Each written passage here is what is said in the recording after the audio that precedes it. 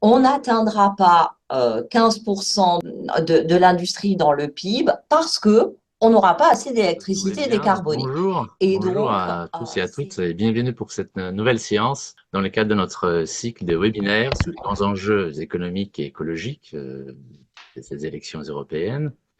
Et aujourd'hui, nous allons parler du défi de la réindustrialisation verte, donc des politiques industrielles, mais aussi de l'action industrielle concrète. Je m'appelle Wojtek Kalinowski, je suis co-directeur de l'Institut Veblen. Et également, j'ai le plaisir d'être rédacteur en chef de cette revue qui s'appelle L'économie politique. Donc, une revue trimestrielle que nous publions ensemble avec nos amis d'Alternatives économiques et dont le dernier numéro propose justement un état des lieux, une discussion des propositions autour des grands enjeux de ces élections, des grandes politiques économiques à mener en Europe, du pacte vert, de l'industrie. Nous avons déjà parlé, par exemple, des politiques commerciales et aussi de matériaux critiques. Donc, pour ceux qui n'ont pas pu participer, je vous rappelle que vous pouvez toujours visionner donc, les séances précédentes qui se trouvent sur notre site. Et je vous rappelle aussi tout de suite que les séances suivantes, donc celle du 14 mai, où nous parlerons plus en détail de la gouvernance économique européenne, de ses problèmes et aussi des réformes qui nous paraissent essentielles. Et ensuite, le 30 mai, nous allons parler d'un problème très actuel, tristement actuel, on pourrait dire, parce que on parlera de la PAC et de toutes les contradictions qui sautent aux yeux entre la transition écologique et la réforme de la PAC, où nous allons justement poser cette question de savoir si verdir la PAC, c'est une mission impossible. Mais bon, alors aujourd'hui, un sujet extrêmement actuel aussi, puisque tout le monde parle du rôle de l'industrie européenne, de la réindustrialisation, notamment, mais pas uniquement dans les cadres de l'électrification. C'était un sujet dont nous avons parlé récemment au sujet de la voiture électrique. C'est aussi une séance que vous pouvez visionner. Et aujourd'hui, nous avons avec nous la société Vercor qui justement travaille sur les batteries électriques. Donc quelque part, il y a une grande continuité dans cette série. Je laisserai les intervenants préciser un peu à la fois les enjeux et ce qui s'est fait concrètement sur le plan des politiques économiques qui accompagnent l'industrialisation. Simplement, une première remarque peut-être pour commencer, c'est que quand on regarde un peu les indicateurs économiques, on peut se demander si on est déjà dans la réindustrialisation ou si on est encore dans la désindustrialisation, parce que les faiblesses du tissu industriel français, mais plus largement européen, sont toujours visibles. Et la France et l'Europe sont un peu coincées, pour ainsi dire, entre une politique très volontariste menée aux États-Unis et une politique également volontariste menée en Asie, en Chine notamment, mais pas uniquement. Donc pour parler de tout ça, pour voir où nous en sommes, ce que donne le plan industriel dont s'est dotée l'Europe, nous avons avec nous deux économistes et une ingénieure, donc Nadine Levrato, économiste et directrice des recherches au CNRS et professeure à l'université Paris 1 Panthéon-Sorbonne et Paris-Nanterre, et donc également contributrice à ce numéro de l'économie politique. C'est la raison pour laquelle je propose qu'on commence tout à l'heure avec Nadine. Ensuite, Thomas Gzebin, qui est responsable du programme macroéconomie et finances internationales au CEPI et qui a beaucoup publié sur notamment les réponses européennes face à Inflation Reduction Act américain, que je suis sûr que Thomas en parlera également.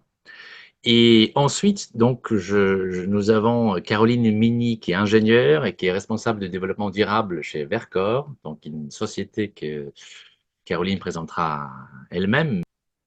Nadine, je vous passe la parole et je vous remercie encore d'être avec nous. Bonjour, bonjour à toutes et à tous et merci pour cette invitation à échanger, à discuter sur un sujet qui semble inépuisable. Alors, peut-être pour commencer, un petit rappel de la situation d'ensemble, hein, pour donc faire un petit fond de tableau. Aujourd'hui, le secteur industriel européen, c'est à peu près un quart du PIB de l'UE, avec des entreprises qui sont bien connues hein, dans le secteur automobile, dans la machine-outil, dans l'électricité, etc. Et donc dans la défense, bien sûr. Et donc ça reste un socle important de l'économie européenne. Mais il est confronté, et depuis longtemps, à une concurrence mondiale forte, et on voit les courbes hein, qui sont bien connues aujourd'hui, avec depuis 30-35 ans un déclin continu de l'industrie, ça part dans le PIB, avec donc des chiffres qui sont globalement orientés à la baisse, et également une accélération de ce phénomène pendant la période du Covid, alors même qu'on aurait pu se dire qu'il y aurait un plancher, hein, mais ça a quand même continué, même si ça se tasse. Et les risques de décrochage industriel sont maintenant, enfin depuis quelque temps, pris au sérieux par les instances européennes qui ont fini par revenir sur le principe absolu de concurrence. Même la DG Comp revient dessus pour introduire la coopération. Et cette concurrence, en fait, a structuré les politiques publiques et la politique industrielle qui était fort négligée au niveau de l'UE. Alors, cette politique industrielle commune, qui était pourtant appelée de leur vœu par différents acteurs, elle a eu du mal à se mettre en place parce qu'il y a trop d'hétérogénéité au sein des États membres en la matière. La part de l'industrie dans le PIB est encore supérieure à 30% en Irlande et en République tchèque, alors que dans d'autres pays, elle est inférieure à 20%, la France, les Pays-Bas, par exemple. Alors globalement, ce qu'on a vu avec l'Europe, c'est qu'il y a un processus de désindustrialisation au sud, alors que les entrants les plus récents ont au contraire des socles industriels plus importants.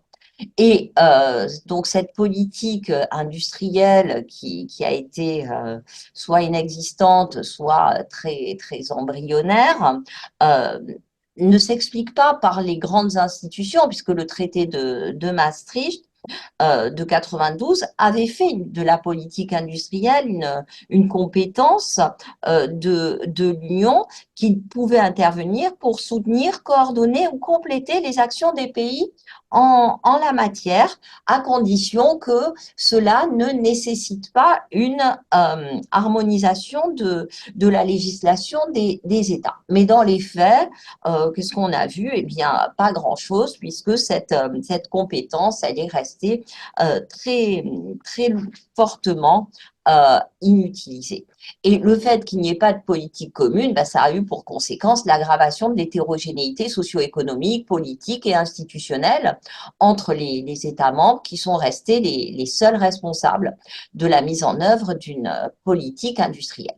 Alors, il y a eu quelques tentatives hein, de politique commune. Par exemple, la stratégie de Lisbonne a comporté un volet qui devait faire de l'Union européenne l'économie numérique la plus avancée du monde en 2010. Il y a eu le programme nanotechnologie.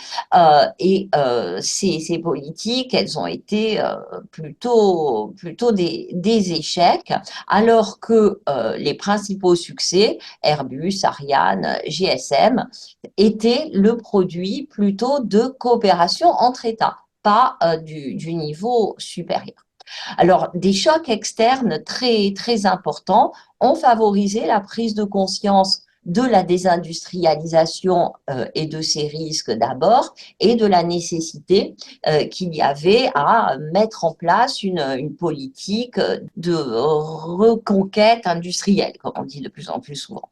Alors, le premier choc, ça a été bien sûr la pandémie de Covid, puis l'Inflation Reduction Act, puis la guerre en Ukraine, puis la hausse des coûts de l'énergie qui ont vraiment mis en relief la dépendance, la fragilité des économies européennes et le besoin d'une nouvelle stratégie industrielle qui a été présentée par la Commission, ce qui a vraiment mis fin à une période où finalement l'industrie était reléguée au second plan, je vais dire. Alors, première étape clé, c'est 2020-2021, avec une stratégie industrielle pour faciliter la transition vers une économie verte et numérique, l'objectif étant l'autonomie stratégique ouverte, tout est dans la nuance, de l'Europe. Alors, il y a eu des assouplissements qui ont été décidés dans le cadre de cette stratégie industrielle, assouplissements qui touchaient notamment les aides d'État, puisque elles ont été autorisées pour des coalitions sectorielles dans des domaines jugés stratégiques. Donc, il y a toute une liste qui a été mise en place. Deuxième vague, décembre 2020, le plan de relance exceptionnel Next Generation EU a succédé au plan précédent. Donc, on voit que ça va très vite. Et l'objectif, c'était de réparer les dommages économiques et sociaux causés par la pandémie, donc réparation plus projection, orienter l'Europe vers une trajectoire plus verte, numérique, résiliente et adaptée aux défis futurs. Donc, on voit quelque chose de très, très ambitieux à travers ce plan. Alors, quantitativement, c'est très ambitieux aussi. Je rappelle les chiffres, 806,9 milliards d'euros courants, soit 1,66% du PIB européen de 2019. Et sa spécificité, c'est que le financement est hybride. Et c'est là que ça a été un peu moins bien aussi, puisque une part, 390 milliards, consistait en des subventions, le reste, c'était des prêts remboursables par les États. Et ce qui s'est passé, c'est qu'il y a eu une hausse des taux d'intérêt à ce moment-là. Les États ont redouté d'alourdir la charge de la dette. Et finalement, que s'est-il passé? Ce sont les États les plus riches qui ont le plus bénéficié de ce plan, ce qui, en termes de convergence, ce n'est pas forcément une bonne nouvelle. 2021-2022, nouveau changement qui intervient avec l'arrivée de la loi européenne sur le climat qui rend contraignant les objectifs de neutralité climatique à l'horizon 2050. Donc c'est là qu'on voit apparaître les mécanismes d'ajustement carbone aux frontières qui ont vocation à éviter les fuites de carbone, mais qui servent aussi à protéger, je vais dire, l'industrie. On continue dans la série des plans d'action. Mars 2023. Entrée en vigueur, enfin promulgation de la législation pour une industrie à zéro émission nette, avec là une approche plus volontariste, puisque l'Europe s'inspire directement du plan américain, de l'Inflation Reduction Act américain, et le pacte vert qui était en amont de cette décision définit 4 piliers pour accroître les capacités européennes en technologie et produits liés à la transition écologique. Alors, vous allez voir que sur la méthode, ce n'est pas radicalement nouveau. On reste sur des dispositifs, des outils assez standards, un cadre réglementaire simplifié, un accès plus rapide au financement, le renforcement des compétences des travailleurs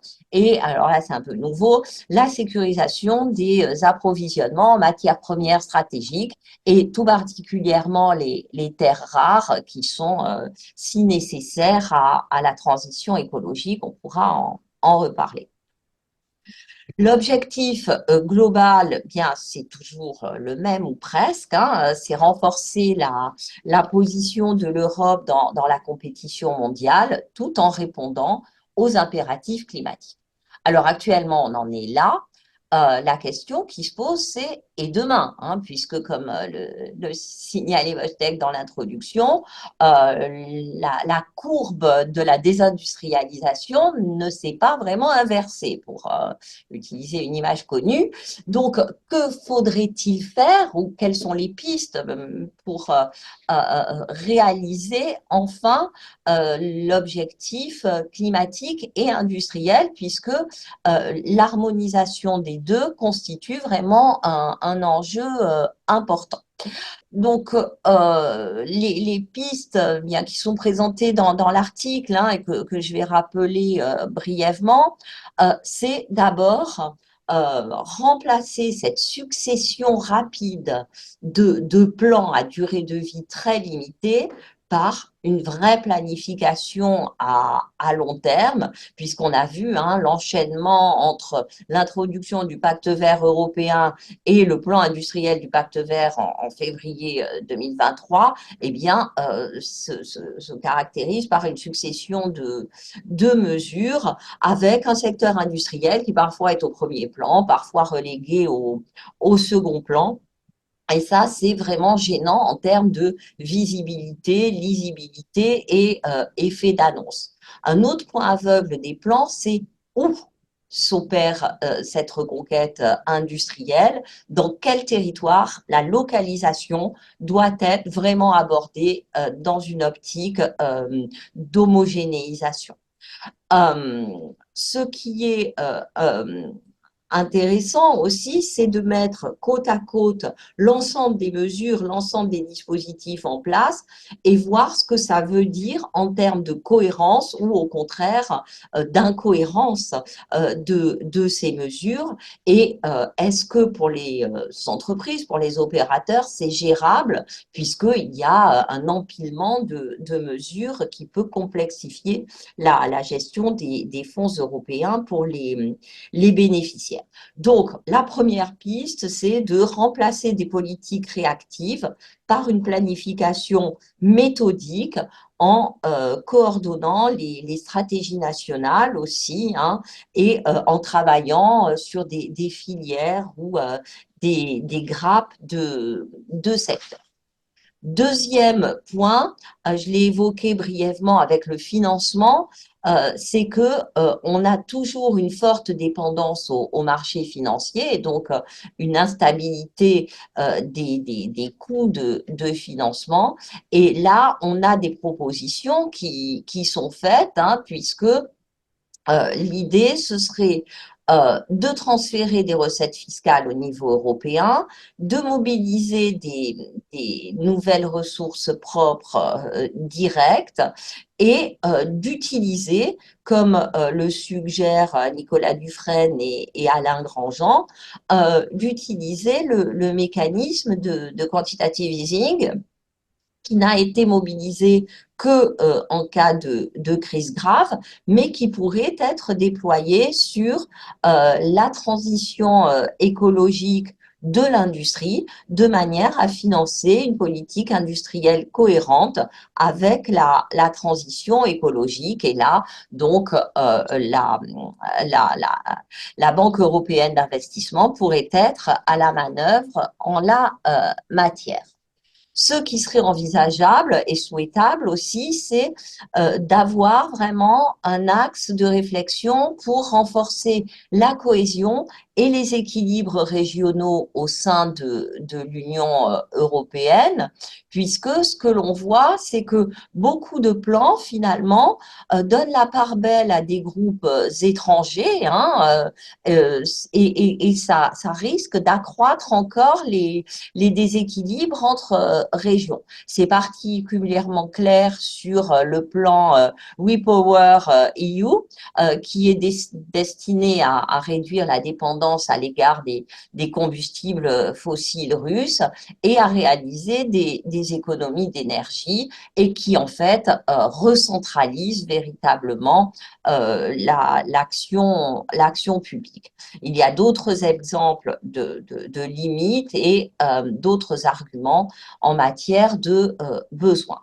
Et dernier point, je terminerai là-dessus, c'est d'oser conditionner les aides à l'éco-investissement et à la création d'emplois.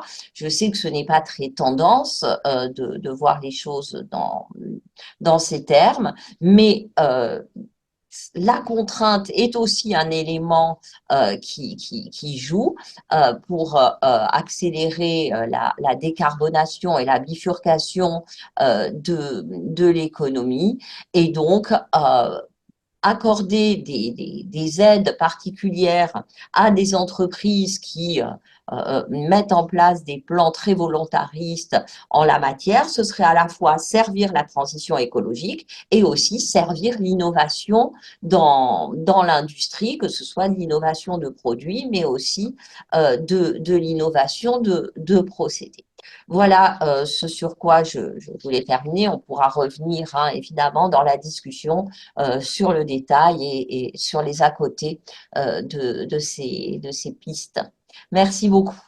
Merci Nadine, effectivement, pour ce tableau très global, à la fois un état des lieux et déjà des pistes majeures. Alors, on va pas ouvrir le débat maintenant, mais je constate déjà qu'un des problèmes, disons, en filigrane, c'est qui serait le planificateur dans tout ça. C'est une des différences que nous avons avec les États-Unis, ça n'échappe à personne, évidemment, c'est que nous ne sommes pas une fédération. Et donc, la question de l'organisation de tout ça et de la compétition entre les États, pose la question, et je remarque que, donc, si j'ai bien compris, l'histoire nous enseigne que la coopération entre États était plus réussie que le plan européen. En même temps, cette coopération entre États, elle a toujours servi, elle a prolongé un peu les courbes du passé qui donnent l'avantage disons, au premier cercle. Bon, alors Thomas Gébine, je vous donne la parole à la fois pour ou apporter d'autres éléments comparés avec ce qui se passe aux États-Unis ou commenter l'intervention de Nadine comme vous le souhaitez. Bah, merci beaucoup déjà pour l'invitation et pour cette table ronde très intéressante. Donc, je vais essayer d'avoir un point de vue complémentaire avec ce qu'a dit Nadine, essayer de pas répéter, parce que je suis d'accord avec beaucoup de choses qui ont été dites. Alors moi, je voudrais faire trois remarques principales qui porteront la thématique globale. Est-ce que l'Europe est prête face à cette concurrence internationale? Donc la première chose que je voudrais dire, mais donc ça va aussi dans le sens des propos introductifs du début de la présentation de Nadine, c'est qu'on observe malgré tout, il me semble, des indicateurs d'un décrochage de l'Europe face à l'Asie et face aux États-Unis. Alors, je vais pas revenir, les journaux décrivent ça très précisément presque chaque jour sur la montée très rapide de la Chine dans plusieurs secteurs technologiques, dans la batterie, mais juste peut-être deux éléments sur ça, parce qu'il y a une étude très intéressante récemment de la Fabrique de l'industrie qui montrait comment l'Europe décroche, par exemple, dans les dépôts de brevets pour les innovations de rupture. Et l'Europe décroche notamment face à la Chine, mais aussi face aux États-Unis, au Japon ou à la Corée. On voit aussi une autre étude qui avait été sortie qui montrait que dans les technologies de frontières, donc là aussi l'Europe décroche. Quand on voit juste un chiffre également pour parler de ce décrochage, c'est dans les investissements, en tout cas dans les annonces d'investissement industriel. Quand on prend la dernière période, c'est-à-dire 2016-2023, on voit que dans les investissements industriels qui ont été annoncés dans le monde, l'Union européenne ne représente que 6,5% des investissements industriels annoncés dans le monde, alors qu'il y en a 55% en Asie et 17% aux États-Unis. Et le tableau s'assombrit encore si on prend les giga-investissements, c'est-à-dire les investissements de plus de 5 milliards de dollars. Là, quand on prend ces giga-investissements, l'Union européenne ne représente sur cette période que 2% des investissements mondiaux. Donc, vous avez parlé tous les deux des politiques très agressives qui ont été menées aux États-Unis et en Chine.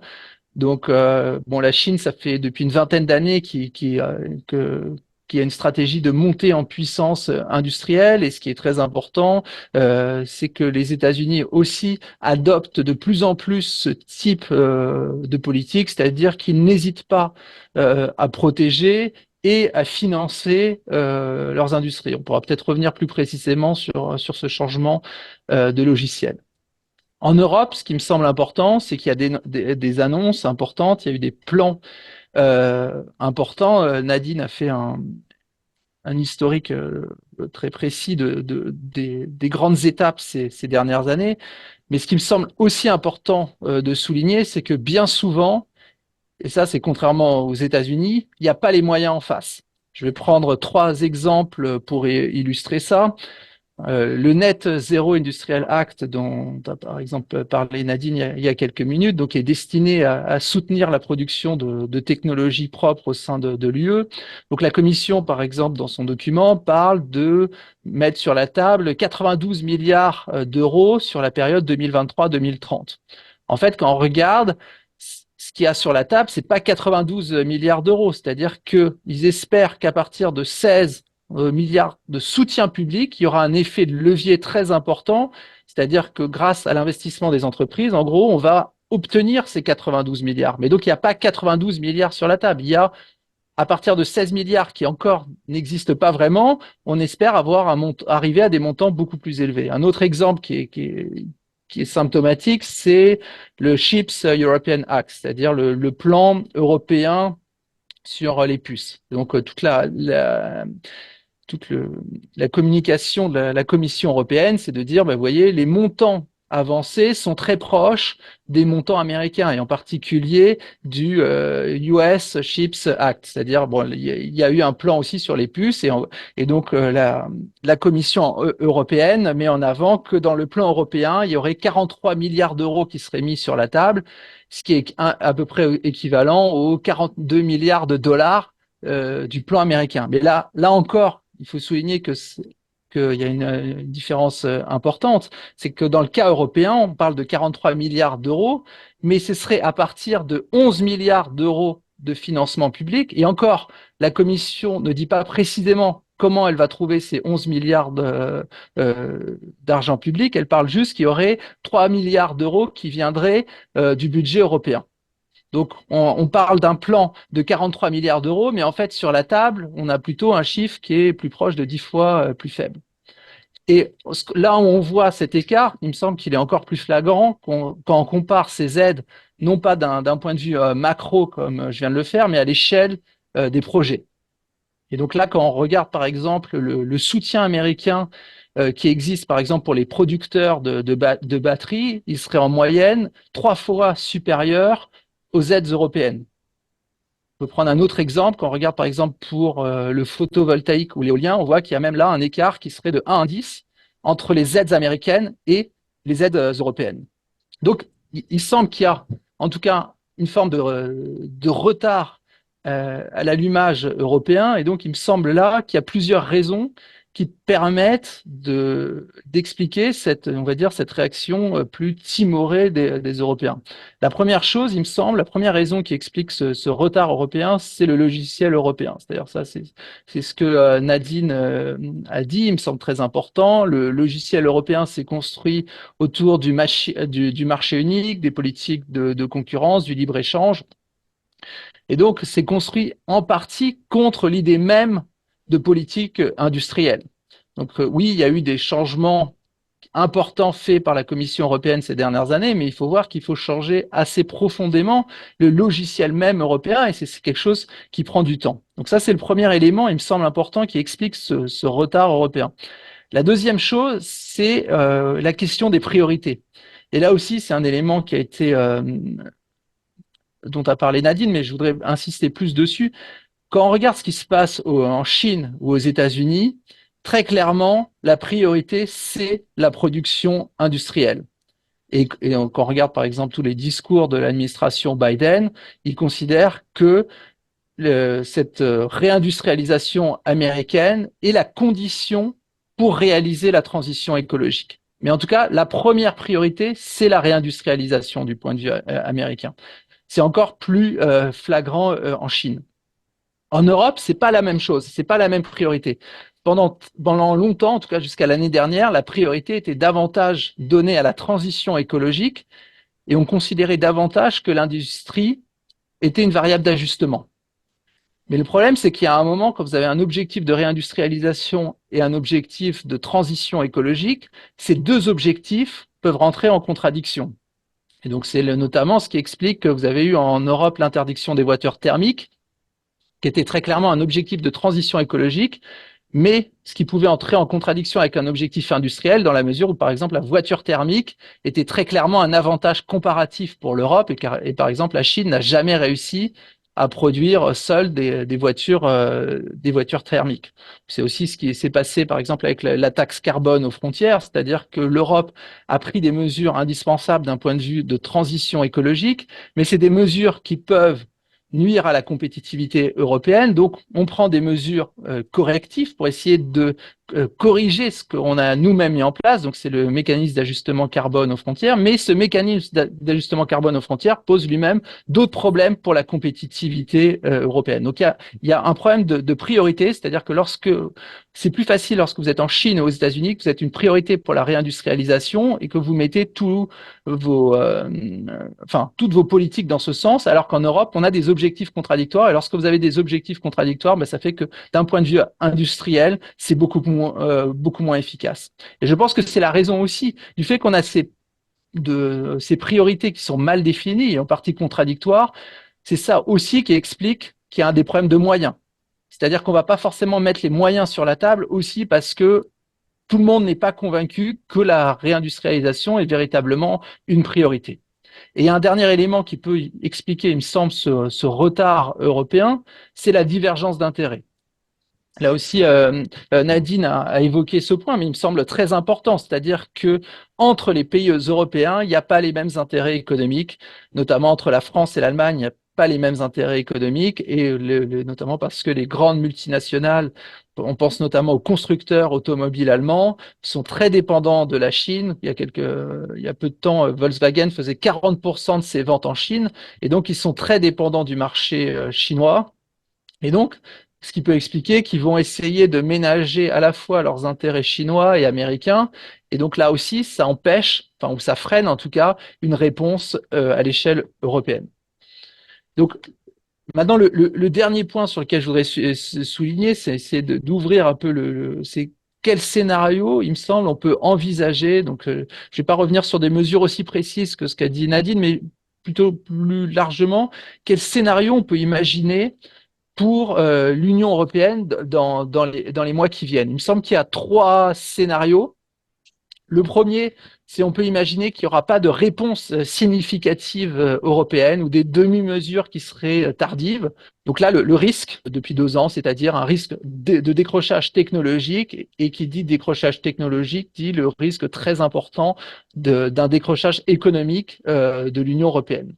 Donc ça, c'est un premier scénario, donc pas de réaction forte des pays européens ou des demi-mesures qui ne seraient pas suffisantes face aux politiques très offensives menées en Asie et aux États-Unis. Il y a un deuxième scénario qui me semble un scénario plus optimiste. Alors si je peux dire, il me semble que c'est le scénario plus qu'a décrit Nadine. Donc c'est une réaction forte européenne. C'est un front commun qui, par exemple, permet une réponse coordonnée face au dumping chinois, On peut imaginer aussi une augmentation de l'endettement au niveau européen pour financer des politiques industrielles ambitieuses et pour éviter cette divergence entre les pays européens et d'un point de vue macroéconomique aussi, ce qui est très important pour éviter justement cette divergence entre les pays européens. On peut imaginer aussi, par exemple, des relances plus fortes dans les pays qui ont des excédents extérieurs importants ou qui ont des marges de manœuvre budgétaires plus élevées, qui sont souvent les mêmes. Donc, par exemple, une relance en Allemagne ou dans d'autres pays qui ont des excédents afin de soulager les pays déficitaires et, en tout premier lieu, la France. Donc ça, c'est un deuxième scénario qui me semble relativement optimiste d'un point de vue politique. Et le dernier scénario, c'est un scénario plus intermédiaire qui personnellement me semble plus réaliste compte tenu des rapports de force dans l'Union européenne. C'est qu'il y a en fait un jeu non coopératif qui se met en place, ou en tout cas qui perdure entre les États européens, et chaque État européen se livre en fait à une concurrence intense pour attirer les investisseurs et bénéficier des créations d'emplois qui accompagnent l'implantation des sites industriels. Il y a aussi, on peut voir aussi ce qui s'est mis en place depuis quelques années, une concurrence par le bas entre les pays européens via les systèmes de protection sociale. Un exemple, la Hongrie, dont on a pas mal parlé ces derniers mois, qui a réussi notamment à attirer le constructeur chinois BYD, a décidé donc BYD qui a décidé d'installer sa première usine en Hongrie.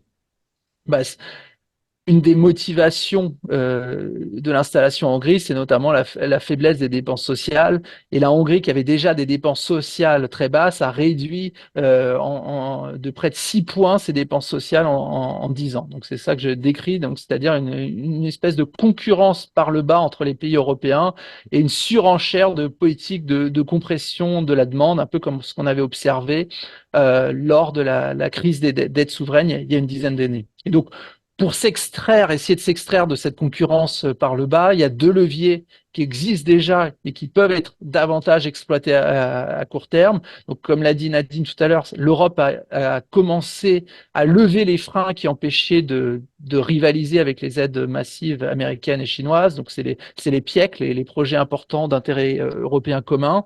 Donc, ce qui permettent sur les budgets nationaux, c'est ça qui est important de souligner, de déroger aux limites qui sont habituellement fixées par les réglementations en matière d'aide d'État.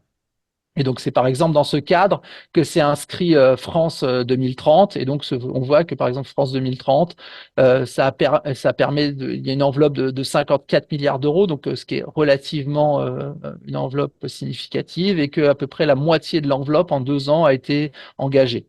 Donc, on peut penser qu'on pourrait aller plus loin dans ce type de politique, notamment pour financer la transition écologique. Donc ça, c'est un premier point. Le deuxième levier qui serait exploitable, et je pense que c'est une forme de conditionnalité des aides dont parlait aussi Nadine, c'est en fait d'utiliser le bouquet énergétique moins carboné de l'UE comme un instrument de politique industrielle.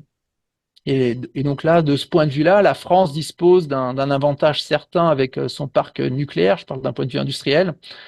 Et donc là, on pourrait très bien, c'est un peu la logique, par exemple, du bonus automobile sur la voiture électrique, c'est-à-dire que vous conditionnez ce bonus automobile au fait que la production et le processus de production est relativement plus propre. Donc on pourrait étendre ce type de mesures, par exemple, sur la commande publique pour essayer de favoriser le Made in France, le Made in Europe, et on pourrait utiliser ce type de clauses environnementales et les prolonger, par exemple, par des clauses sociales. Aussi conditionner les aides au fait que les conditions de production sont faites dans des conditions sociales relativement équivalentes. Donc c'est aussi une façon d'éviter cette concurrence par le bas qui est négative au final pour tout le monde. Voilà, je vais m'arrêter là pour laisser la place à Caroline. Merci, merci Thomas. Alors c'est effectivement parfaitement complémentaire avec ce qu'a dit Nadine, et vous avez aussi précisé plusieurs éléments. Je note ces points sur les financements. Alors c'est effectivement, c'est quelque chose que nous avons observé Nous avons, tout au début du Green Deal, nous avons publié une note Veblen dans le cadre du premier Green Deal, il y avait un plan d'investissement et c'était frappant que le fonds public servait uniquement à dérisquer les projets et c'était en moyenne 5% des sommes du plan d'investissement global, mais c'est peut-être un point sur lequel on pourra revenir après dans le débat parce que c'est quand même un peu surprenant parce que là nous parlons, alors la transition écologique c'est un vaste domaine de projets à mener, à rentabilité très différente, mais là on parle quand même de l'industrie.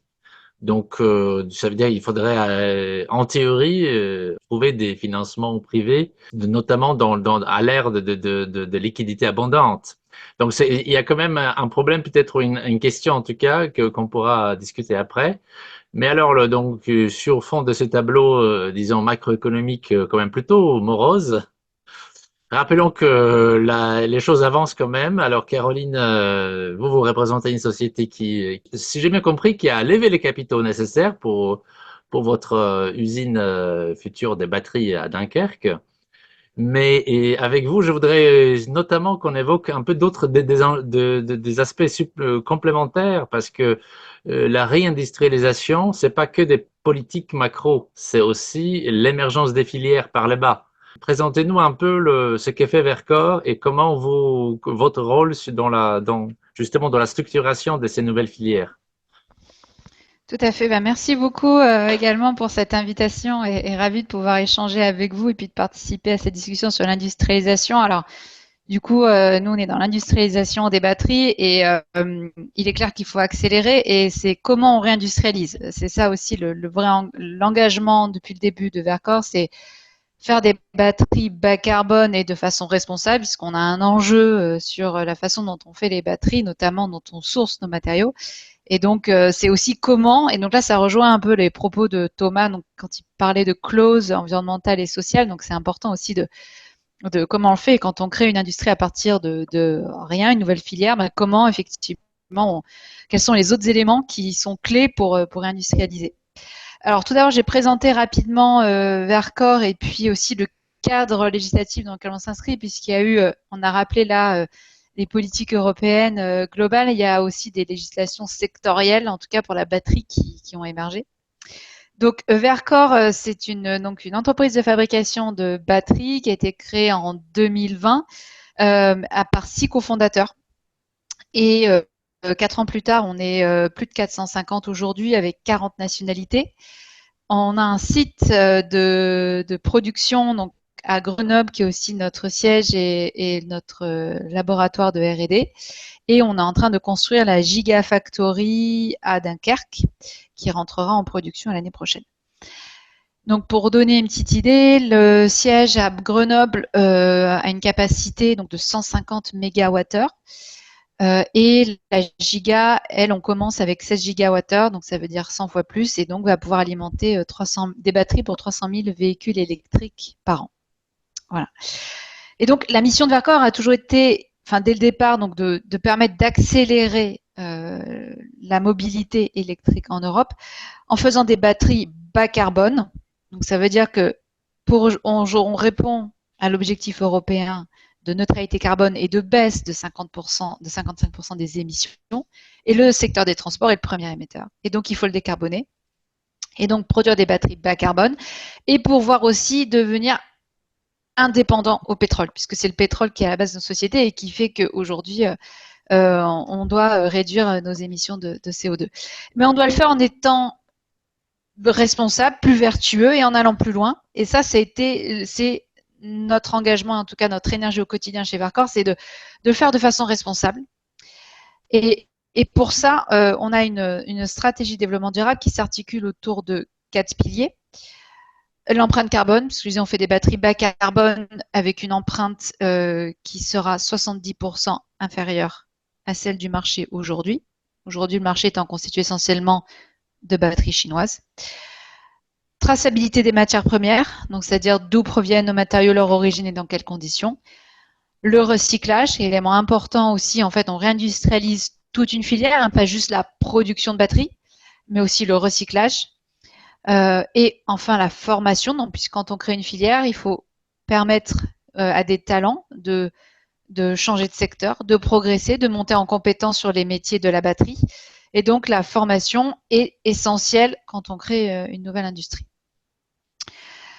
Et donc, pour revenir un petit peu sur le cadre européen, donc, il y a, je disais, la neutralité carbone à atteindre d'ici 2050, moins de 55% de nos émissions. Il faut donc électrifier, c'est la direction qui a été prise au niveau européen, électrifier le secteur des transports, avec la fin de vente des véhicules thermiques programmée en 2035. Et donc, on s'insère dans ce cadre. Et donc, il faut subvenir aux besoins en termes de batteries électriques pour le transport et pour le véhicule. Avoir une autonomie stratégique pour notre mobilité, c'est essentiel. Et donc, c'est comment on industrialise la batterie. Et donc, on produit des batteries bas carbone, en tout cas pour le marché européen. Et donc, dans ce cadre-là, il y a un certain nombre de textes autour de la batterie qui ont été adoptés l'an dernier. Il y a le règlement batterie qui fixe des conditions en termes d'empreinte carbone. Donc, les producteurs de batteries devront déclarer leur empreinte carbone sur le marché européen. Il y a un objectif de traçabilité des matériaux, donc savoir d'où viennent les matériaux et dans quelles conditions ils ont été produits. Et là, donc, il y a un devoir, ce qu'on appelle de vigilance, qui est inscrit dans ce règlement. Et autour de ça, il y a aussi le Critical Raw Material Act, qui impose des objectifs en termes de capacité de production sur le territoire, que ce soit pour le recyclage, l'approvisionnement en matériaux, le raffinage, etc. Et donc, pour revenir sur un thème important qui est celui de la formation, donc effectivement, on crée une nouvelle filière, donc il faut trouver des talents, il faut les former, ce sont des nouveaux métiers, et pas que sur la production de batterie, mais aussi sur toute la filière. C'est-à-dire, il y a la production de batterie en elle-même, il y a le recyclage, puisqu'une batterie, les métaux dans les batteries peuvent servir dans 1, 2, 3, 4 batteries. Bon, on peut recycler pratiquement à l'infini. On recycle 95% d'une batterie. En gros, une batterie, c'est un peu comme une mine. On récupère les métaux. Et là, les métaux, on peut les réinsérer dans la production. Mais ce qui est important, c'est que si on veut réinsérer ces métaux, en fait, il faut aussi réindustrialiser en amont. C'est-à-dire la partie juste avant la production de batterie. Donc, il y a l'extraction, évidemment, mais il y a aussi le raffinage des métaux. C'est-à-dire qu'une fois qu'on a extrait les métaux du sol, il faut les raffiner pour leur apporter un élément chimique qui permet ensuite d'être utilisé dans des batteries. Donc, en fait, on voit qu'il est nécessaire de travailler sur toute la filière pour pouvoir, en fait, industrialiser la batterie. Et donc, sur ce côté de formation, il y a beaucoup travaillé chez Verkor et donc on a lancé en 2022 l'école de la batterie qui bénéficie aussi du soutien de France Relance. C'est une école en réseau, en fait, avec 16 partenaires qui créent ou complètent des formations autour de la batterie. Donc, ça peut être des formations continues et initiales. Dans ces 16 partenaires, il y a des universités, des écoles d'ingénieurs, des organismes de formation continue, Pôle emploi, des académies. Et donc, l'idée est de soit apporter un module, un complément de formation sur des formations existantes. Donc, par exemple, ça peut être obtenir l'habilitation électrique, puisque quand on travaille autour d'une batterie qui est chargée, il faut avoir cette habilitation. Ça peut être aussi travailler en salle sèche, enfin salle blanche, puisqu'en fait, on a des salles où il n'y a pas d'humidité. Et donc, il faut avoir certaines compétences pour pouvoir travailler dans ces salles-là. Ou enfin, c'est également créer de nouvelles formations, par exemple, créer un master autour des batteries électriques. Et donc, on crée des formations du CAP au doctorat pour tous les métiers sur la filière de la batterie. Et c'est aussi des parcours de formation innovants. Donc, par exemple, un parcours de formation qu'on appelle une méthode de recrutement par simulation, où là, on va recruter des personnes non pas sur leur CV, mais plutôt sur leurs aptitudes ou leurs compétences, pour ensuite les former et qu'elles viennent ensuite travailler dans l'entreprise.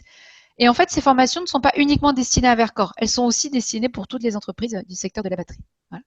Donc, je vais peut-être laisser les choses là et peut-être laisser venir les questions. Si vous avez des questions ou souhaitez approfondir certains points, donc voilà, je suis très ravie de répondre à vos questions.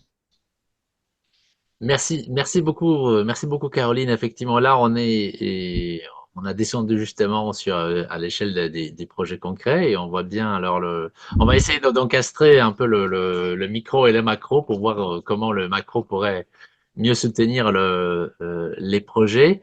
Alors, j'invite les participants à poser vos questions. Alors, je vais me faire écho des premières questions qui ont été posées et je vais en ajouter une moi-même. Et puis, Nadine et Thomas pourront sans doute, voudront sans doute réagir aussi à l'exemple Vercors, qui me paraît très, très intéressant. Thomas, une question pour vous, c'était que votre troisième scénario, ça annonce en réalité l'explosion de l'Europe. Donc ça, c'est une question qui nous concerne tous et qui est très, très, très actuelle dans le contexte des élections. Une question sur les outils économiques. Pourquoi le mécanisme du marché carbone n'a pas stimulé le dépôt des brevets en Europe? Alors, on peut élargir la question et se poser quels sont les bons outils pour économiques pour faire émerger l'innovation verte. Il y a deux questions posées par la fabrique écologique qui est avec nous aujourd'hui. L'Union européenne parle de sa politique industrielle, de transition écologique et numérique, mais sa politique semble uniquement centrée sur la transition énergétique. Les 8 secteurs industriels clés sont tous autour de l'énergie. La réduction des délais pour les installations d'industrie dans ces secteurs stratégiques soulève des interrogations quant aux évaluations d'impact environnemental de ces projets.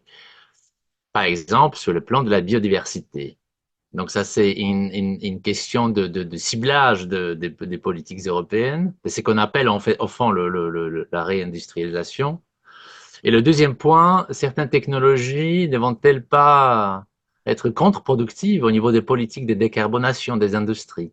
Par exemple, captage de stockage de carbone, qui peut repousser à plus tard la transition énergétique. Bon, là, cette question soulève des enjeux, disons, de soutenabilité, de complexité de ce qu'on appelle la soutenabilité. Alors, une dernière question, j'espère que vous l'avez notée. Pensez-vous que les normes européennes sont en cause dans le décrochage industriel de l'Europe? Ben, je pense que les normes sont plutôt le source de la relance. Voilà quelques questions du public pour le moment. Donc, je vous laisserai réagir, mais je voudrais quand même reposer cette question du financement. Donc, comment ça s'est fait comment dire que Vercors trouve rapidement son bouclage financier pour son usine. Est-ce que cet exemple-là, est-ce qu'il n'est pas donc significatif, il n'est pas représentatif du problème global? Donc, autrement dit, peut-on faire confiance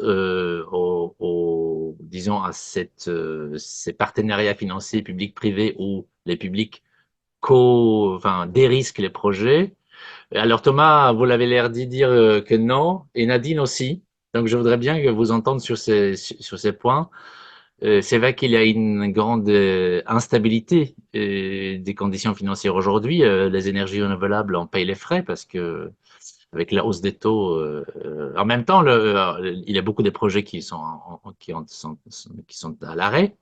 Mais en même temps, on voit bien que les projets industriels trouvent quand même leur financement. Donc, je ne sais pas dans quel ordre vous voulez commencer. Est-ce qu'on commence par le même ordre, Nadine? Oui, c'est possible. Je ne sais pas ce qu'en pensent Caroline et Thomas, mais bon, c'est pourquoi pas. De toute façon, on peut m'interrompre, hein, il n'y a aucun problème.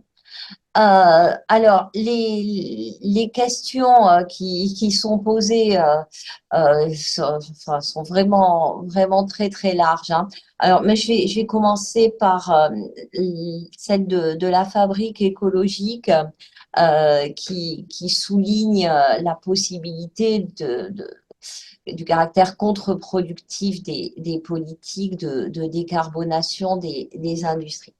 Alors, moi, il me semble percevoir en ce moment, à la lecture de deux types de littérature, plutôt des rapports ou donc de la littérature non académique, je vais dire pour faire vite, hein, on est en train de sacrifier l'écologie sur l'autel de la transition.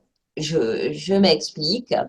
Quand on regarde un petit peu ce qui est en train de se passer, le passage de la notion de transition à la notion de décarbonation, la première chose qui vient à l'esprit, c'est que, et c'est confirmé par tout ce qui se dit actuellement dans les couloirs à l'annonce du rapport du groupe de travail piloté par Olivier Luancy, à la demande de Bruno Le Maire pour la réindustrialisation de la France. On n'atteindra pas 15% du PIB, de l'industrie dans le PIB, parce que on n'aura pas assez d'électricité décarbonée. Et donc, c'est bien l'électricité qui va être le facteur manquant dans de la politique de réindustrialisation. Et donc, là, qu'est-ce qu'on sert? On sert l'industrie, mais l'industrie du nucléaire, hein, puisque l'électricité décarbonée, même s'il y a les énergies renouvelables qui montent en puissance, c'est quand même très majoritairement du nucléaire. Alors, je sais qu'il y a débat autour du caractère plus ou moins écologique du nucléaire, mais quand même, si on fait référence au noyau dur des politiques et des outils de la transition écologique, c'est quand même les 3 R, réduire, réutiliser, recycler. Et là, on n'est dans aucun des 3, on est sur substituer. Donc, ça, c'est un premier point que je voulais rappeler. Le second point, c'est par rapport aux terres rares.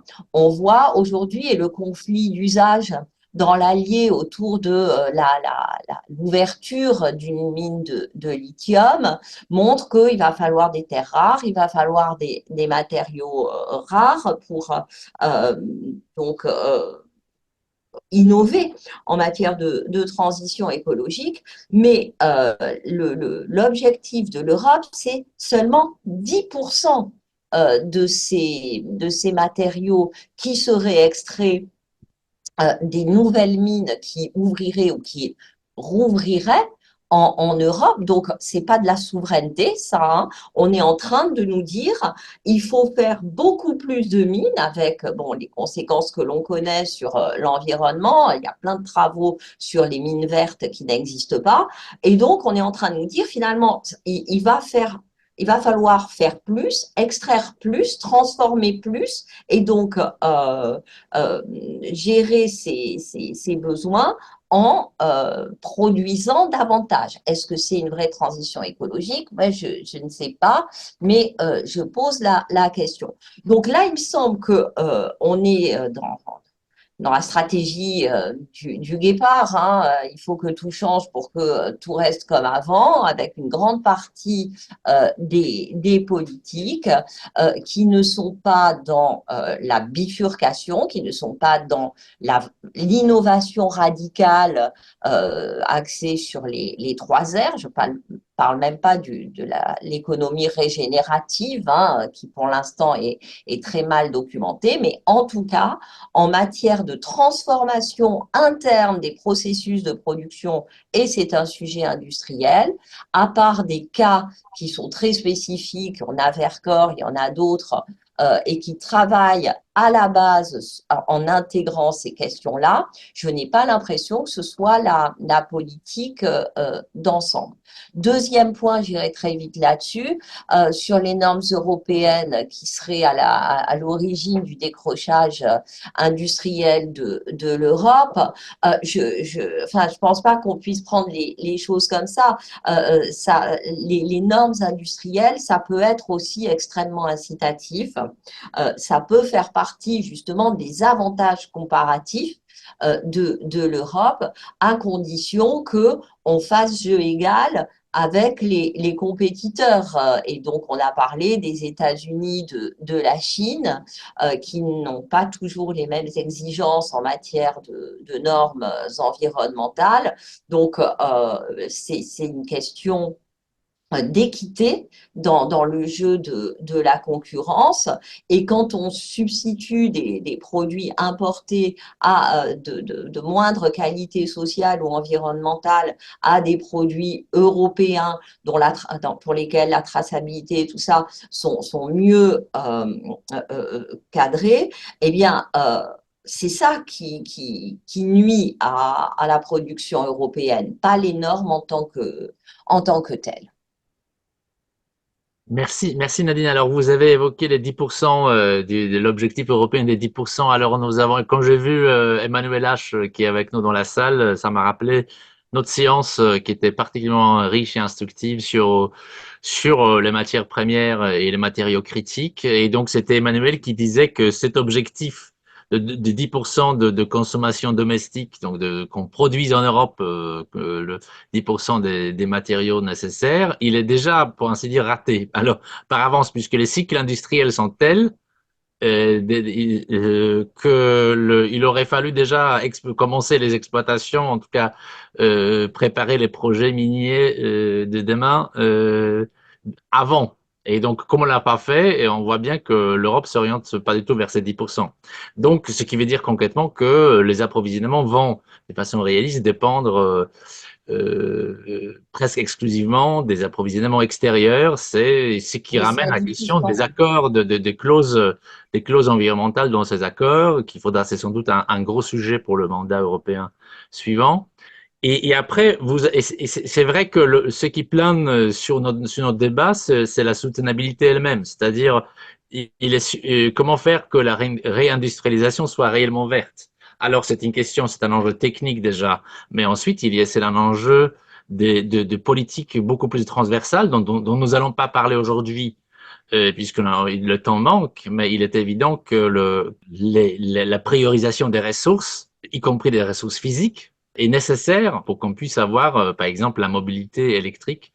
Il faudra peut-être réduire d'autres usages publicitaires ou d'autres, que sais-je encore. Donc, il y a un enjeu de sobriété à laquelle, disons, la politique industrielle est, pour ainsi dire, censée répondre, mais en fait, elle ne peut répondre qu'en bout, parce que la soutenabilité, elle se situe essentiellement du côté de la consommation, des modes de vie, des usages.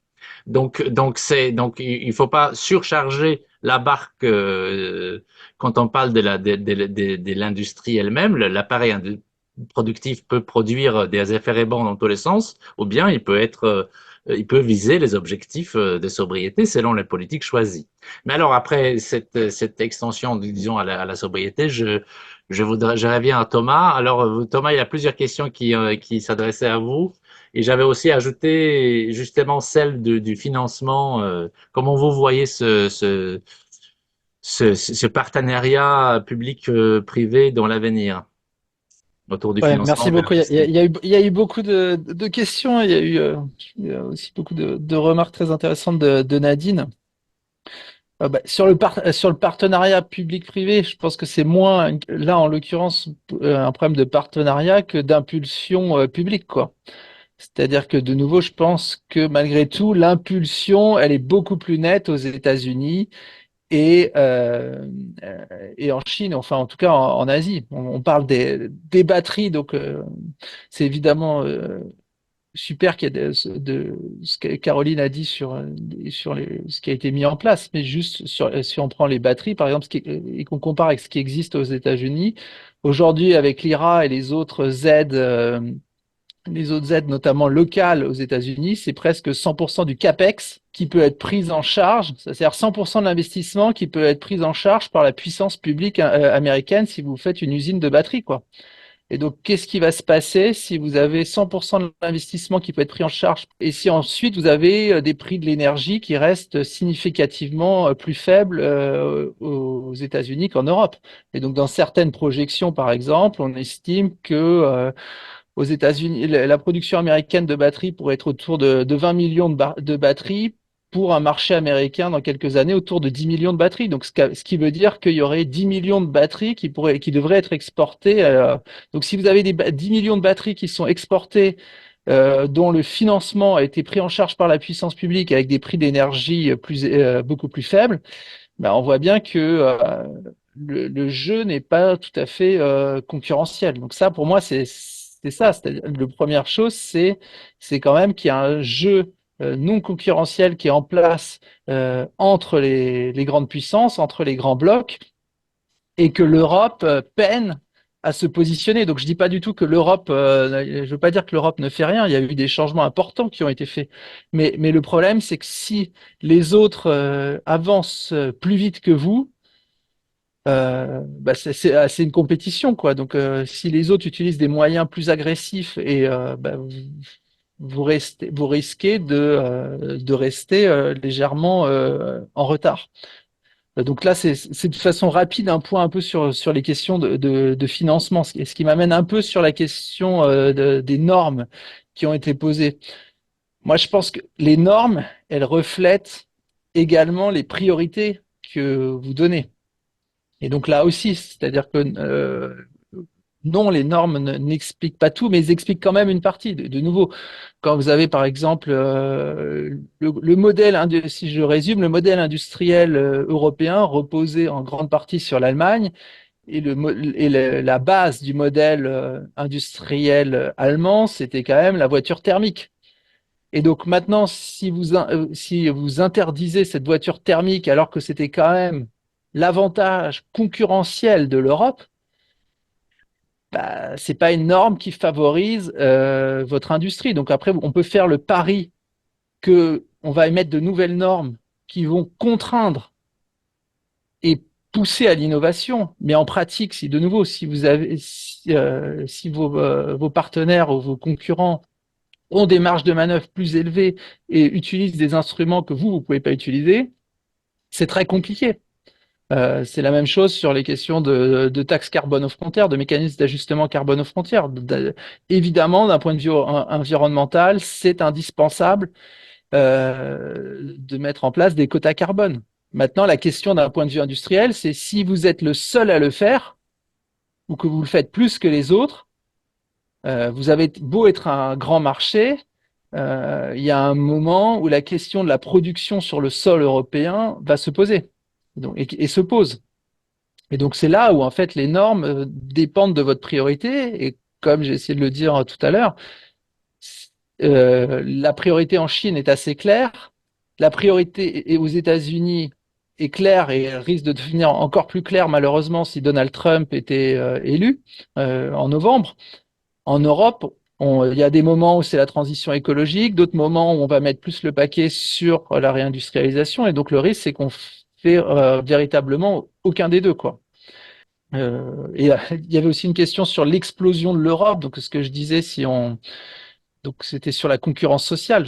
Je ne sais pas s'il va y avoir une explosion de l'Europe, mais en tout cas, le problème, c'est que si vous voyez un décrochage au niveau européen, notamment parce que vous voyez qu'il y a une divergence d'intérêts entre les pays européens, vous avez deux options presque d'un point de vue politique. Soit vous espérez un first best, c'est-à-dire qu'il y aura une solution au niveau européen qui va se mettre en place, et donc ce sera évidemment infiniment préférable, mais en même temps, vous avez quand même une probabilité assez forte d'échec.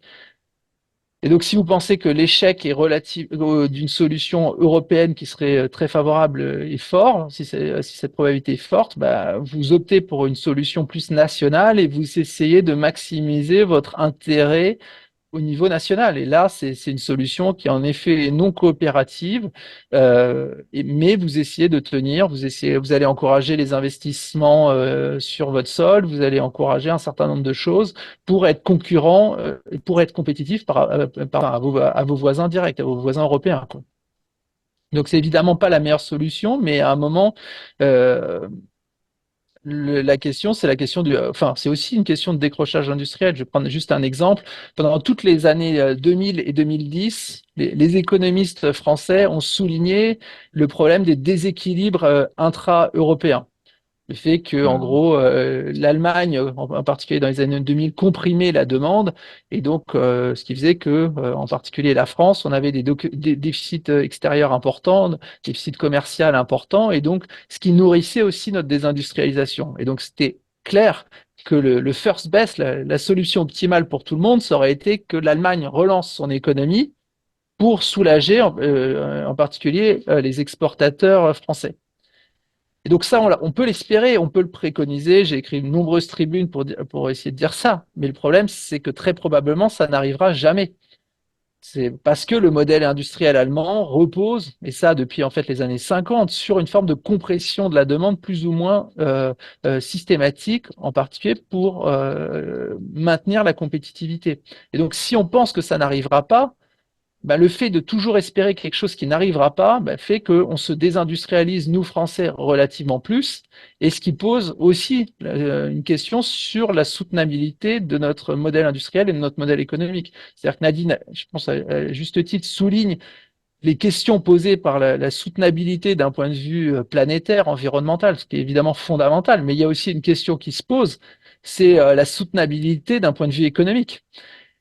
Et il y a un moment où bah, les deux peuvent, en tout cas à court moyen terme, entrer en contradiction. Et donc, est-ce que vous essayez de préserver au maximum votre tissu industriel, l'emploi au niveau domestique, sachant que de nouveau, au niveau international, il n'y a pas des efforts aussi importants qui sont faits qu'en Europe.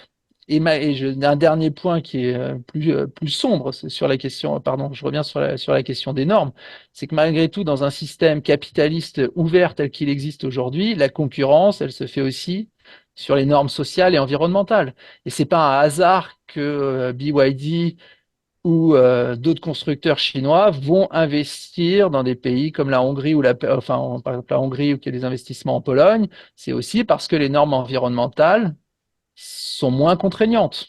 Donc, on va investir dans d'autres pays comme la Turquie, c'est aussi parce que les normes sociales et les normes environnementales sont moins contraignantes. Donc, évidemment, on peut le regretter, mais c'est aussi comme ça que ça se passe quand vous êtes en concurrence libre. Thomas, excuse-moi, c'est pas nouveau. Une grande partie des délocalisations à partir des années 90, elle se fait aussi sur cette base-là, hein. Les démantèlements de navires qui se font en Inde et pas en Europe, c'est justement parce que il y a une beaucoup plus grande tolérance vis-à-vis de certains produits et surtout de l'exposition des salariés à ces produits-là. Donc, c'est ça qui est un problème plus que les normes en tant que telles, le fait qu'elles ne soient pas appliquées partout. Mais la différence, il me semble, par rapport à ce qui existait précédemment, c'est que jusqu'à une période récente, il y avait un écart technologique, un gap technologique très significatif entre les pays avancés, entre guillemets, et la Chine ou les pays. Là, aujourd'hui, notamment avec la révolution industrielle liée à toutes les technologies de la transition écologique, ce gap technologique existe de moins en moins. Et donc, Ouais. aujourd'hui, la Chine produit des voitures moins chères avec des normes sociales et environnementales beaucoup plus faibles. Mais technologiquement, les voitures chinoises sont pas moins bonnes que ce que peuvent produire les Européens. Donc, vous êtes en concurrence frontale pour la création de valeur. Non, et donc là, ça change pas mal. Et c'est la même chose avec ce qui se passe dans les ex-pays de l'Est. Dans les années 2000 et surtout 2010, la Hongrie, la Pologne ont servi de base arrière à la production industrielle allemande, notamment à l'industrie automobile allemande. Mais il y avait clairement dans l'esprit des Allemands le fait qu'on allait délocaliser dans ces pays les parts du processus de production ont créé le moins de valeur. Or, aujourd'hui, avec la révolution justement de la voiture électrique, et batterie et ainsi de suite, il n'y a plus cet écart, un écart technologique si important entre sur ces technologies, en tout cas entre la Hongrie et l'Allemagne. Je caricature un écart technologique aussi important qu'au préalable. Les questions de coûts et de normes deviennent de plus en plus importantes.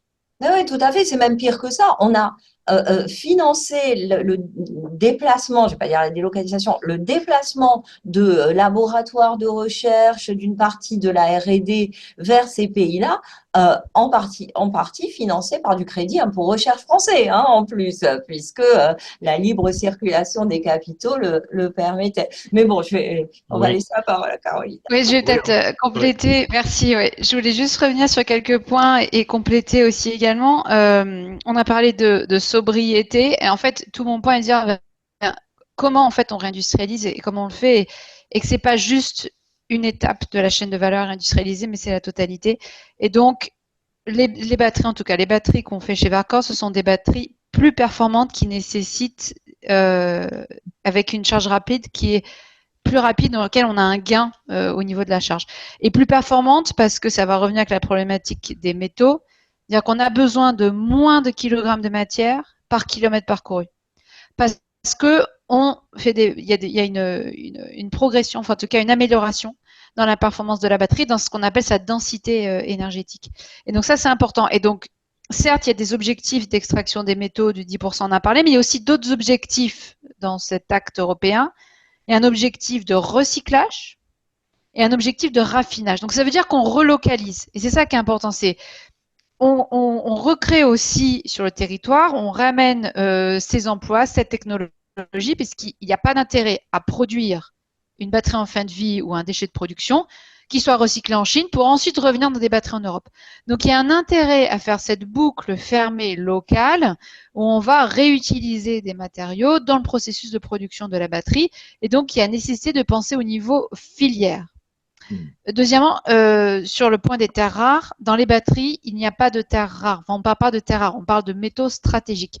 La terre rare, c'est par exemple du tantalum. On n'a pas de ce type de métaux dans les batteries. On utilise du lithium notamment. Et ce sont des matériaux qui peuvent avoir des déséquilibres entre offre et demande, mais ce sont des métaux qui n'ont pas de problème d'approvisionnement physique, en tout cas. Mais ce qui est clair, c'est que en ayant cet engagement fort, en tout cas d'être durable et responsable, on vise déjà à diminuer notre quantité de déchets, et on a, nous, des objectifs très ambitieux en termes de déchets de production qui sont bien inférieurs à celles du marché. Et ensuite, de celles qu'on va produire, de ces déchets-là qu'on ne peut pas réduire, ceux-là, on les recycle, et on recyclera les batteries en fin de vie qui vont servir dans les mines.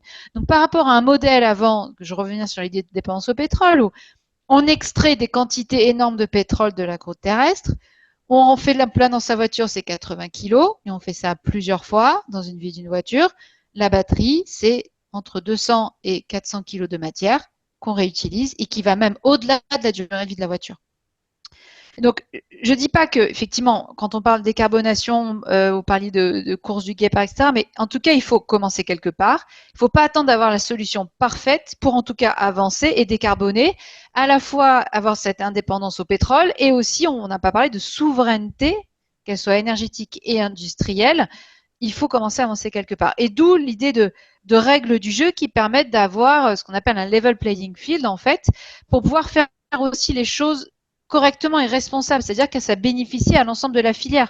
Comme on a dans le règlement batterie des objectifs en termes d'empreinte carbone, des objectifs en termes de standards, on parle de standards internationaux sur les conditions de travail, sur les droits de l'homme, sur l'impact environnemental, en poussant ça, alors c'est un travail d'accompagnement, de sensibilisation, d'amélioration avec nos fournisseurs, hein, c'est clair, on travaille énormément dessus, mais ça a vocation à avoir un impact positif, en tout cas à l'ensemble de la chaîne de valeur, et au final aussi à nos sociétés. Donc je crois qu'il faut aussi remettre ça aussi au cœur de l'ensemble enfin en tout cas des règles ou des dispositifs qu'on peut mettre en place.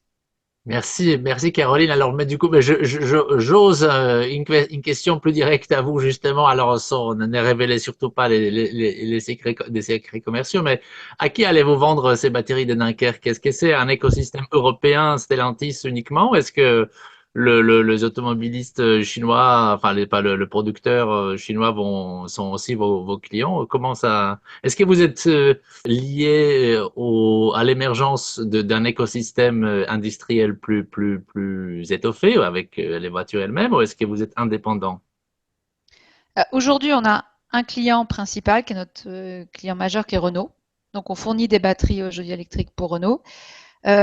Et il y a aussi effectivement l'émergence de tout un écosystème. C'est aussi pour ça qu'on a Dunkerque, il y a un partenariat, un écosystème industriel qui est important. Il y a un dynamisme industriel important. Et ça, quand on parlait de réindustrialisation, une des conditions, enfin, dont on n'a pas parlé tout à l'heure, c'est la dynamique industrielle, le fait de pouvoir créer des synergies entre acteurs et de pouvoir trouver des solutions pour monter progressivement cette filière. Merci, merci. Quelqu'un avait signalé qu'il y avait un rapport de l'Office des brevets européens et de la BEI qui avance au contraire que l'Europe est la championne de l'innovation en matière de technologies propres. Donc, Jules Labrosse pointe une certaine contradiction avec l'autre rapport. En tout cas, merci à vous trois, merci à tous.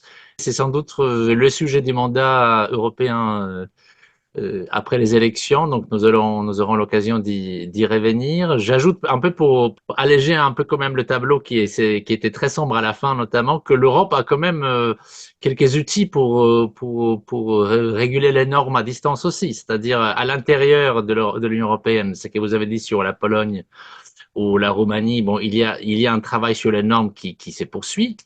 À l'extérieur, le mécanisme d'ajustement aux frontières annonce des outils qu'on pourrait avoir dans d'autres domaines, et que les normes ne portent pas uniquement sur le produit, mais aussi sur la production. Donc, si la voiture arrive et respecte les normes d'émission, etc., cela ne suffira pas. A priori, ça ne devrait pas suffire. Il y a aussi des normes de production qui concernent le pays en question où elle a été produite. Donc nous ne sommes quand même pas complètement démunis. Je retiens quand même cette question de la vitesse de la vitesse de déploiement de ces industries nouvelles, notamment autour de l'électrification. Donc, l'Europe est peut-être en train de perdre cette course. Et donc là, dans le cas des batteries électriques, non seulement l'Europe commence en fait, et la France commence aussi. Donc, si les États-Unis et la Chine avancent aussi vite, plus vite, durablement, effectivement, on sera peut-être acheteur plus que producteur de tous les outils liés à l'électrification des usages. Nous avons signé le manifeste pour la sobriété matérielle, par exemple, qui a été lancé par nos amis de Negawatt, et c'est sans doute une question justement de sobriété des usages qui plane un peu au-dessus de nos débats, mais c'est une question aussi pour le mandat suivant, mais elle concerne sans doute beaucoup d'autres domaines que la politique industrielle au sens strict du terme. Elle concerne le mode de consommation, l'orientation de la consommation, etc. Donc, notre ambition à l'Institut Veblen, c'est justement d'aboutir à une vision plus systémique de régulation dont il faudrait voir émerger à l'échelle de l'Union européenne et à l'échelle des États.